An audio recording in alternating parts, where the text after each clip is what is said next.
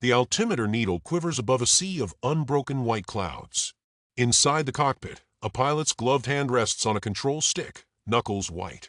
Sunlight glints off the plexiglass canopy, a brilliant, blinding glare. Below, the world is a patchwork of emerald green rice paddies and dark, dense jungle. A second aircraft, an F-105 Thunderchief, slides into formation, its metallic skin shimmering in the humid air. Suddenly, the sky ahead erupts in black puffs of angry smoke.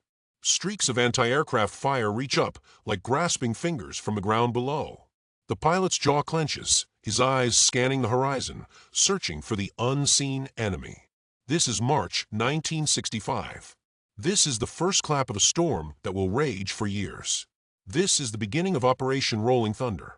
In the sterile, quiet halls of Washington, D.C., men in sharp suits spread maps across polished mahogany tables.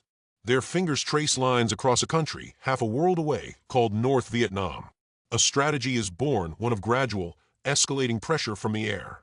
The belief is that a sustained campaign of bombing can cripple an enemy's industry. The hope is that a rain of steel can break a people's will to fight. It is a war to be fought with slide rules and bomb tonnage calculations, a clean war from 30,000 feet.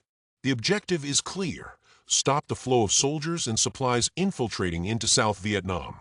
Force the North to the negotiating table through overwhelming air power. The first squadrons of bombers lift off from air bases in Thailand and South Vietnam, their engines screaming defiance at the sky. Their silver fuselages climb into the sun, heavy with a payload of high explosives. For the young men in these cockpits, the abstract political theory becomes a visceral, terrifying reality.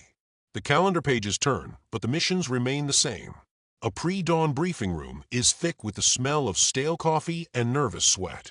A weather-beaten intelligence officer points a wooden stick at a grainy reconnaissance photo of a bridge.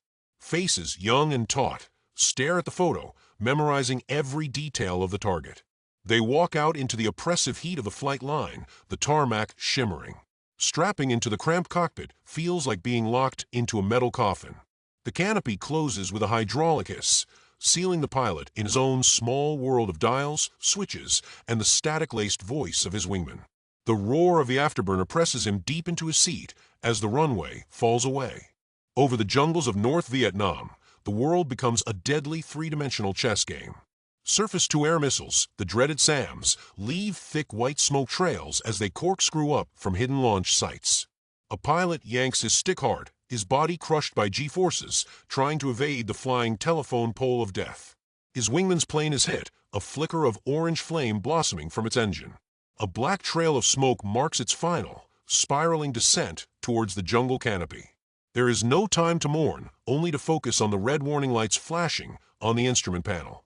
From the ground, the perspective is one of pure terror and defiance. A mournful siren wails across a small village, its sound sending people scrambling. A mother clutches her child, running for the mouth of a crude earthen bomb shelter. The sky is filled with the drone of unseen engines, a sound that promises destruction.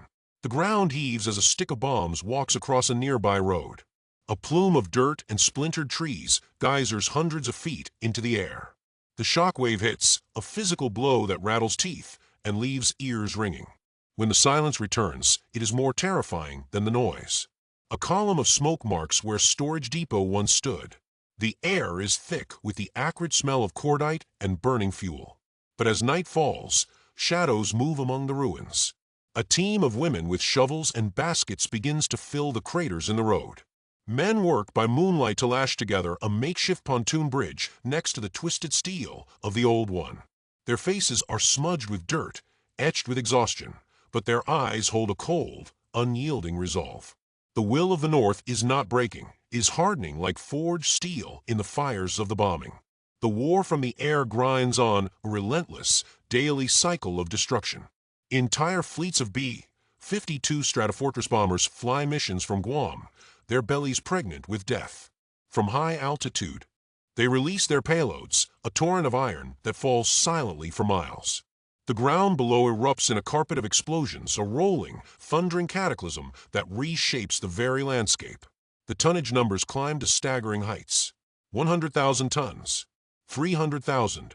The final tally will reach an almost incomprehensible 643,000 tons of bombs. This is more explosive power than was unleashed in the entire Pacific theater during World War II. The Earth is churned into a pockmarked moonscape of overlapping craters. Ancient forests are reduced to fields of jagged, leafless splinters. Yet, the core objectives remain frustratingly out of reach. The infiltration of men and material into the South does not stop. It continues, a steady, clandestine trickle that the bombing cannot staunch. Deep within the jungle, shielded by a dense triple canopy of leaves, the Ho Chi Minh Trail thrives. It is a network of paths and hidden roads, almost invisible from the air. Lines of porters, their backs bent under the weight of ammunition crates and sacks of rice, move through the suffocating humidity. Bicycles are reinforced to carry hundreds of pounds of supplies, pushed silently through the mud. At night, convoys of Russian-built trucks drive without headlights, their drivers navigating by memory and faint starlight. The trail is bombed, repaired, and bombed again, a living artery that refuses to be severed. The flow of war continues, a testament to human endurance against technological might. Frustration grows in the cockpits and in the corridors of power. The campaign is hobbled by a complex web of political restrictions. Pilots fly over enemy airfields where MiG fighter jets sit parked in the open, but they are forbidden to attack. They see enemy cargo ships in Haiphong Harbor, unloading weapons and supplies, but the harbor is a designated sanctuary. A pilot's hand clenches his control stick in anger as he is forced to fly past a critical target because of a line drawn on a map in Washington. These restrictions are meant to prevent a wider war with China or the Soviet Union. But for the men flying the missions, it feels like fighting with one hand tied behind their back. They risk their lives to hit a designated truck park, while the source of the trucks, the port itself, remains untouched. The thunder rolls, but its full force is never unleashed. The political goals and the military realities are in constant, bitter conflict. The years blur into a long, bloody montage of fire and loss. 1966, 1967. 1968, the faces of the pilots grow older, the youthful confidence replaced by a weary, haunted look. The skies over North Vietnam have become the most heavily defended airspace in the history of warfare. Each mission is a roll of the dice, a flight into a hornet's nest of flak and missiles. Empty bunks in the barracks are a silent testament to the daily cost of the campaign. The optimism of 1965 has evaporated, replaced by a grim, mechanical sense of duty. The war has changed, the world has changed, and the belief in a simple victory from the air has been shattered. In November 1968, the political will in the United States finally breaks. In a quiet office, a president's signature on a piece of paper brings 3.5 years of sustained bombing to an end. The order goes out across the command network. Operation Rolling Thunder is over. The last bomber turns for home, its bomb bay empty, leaving behind a scarred and cratered land.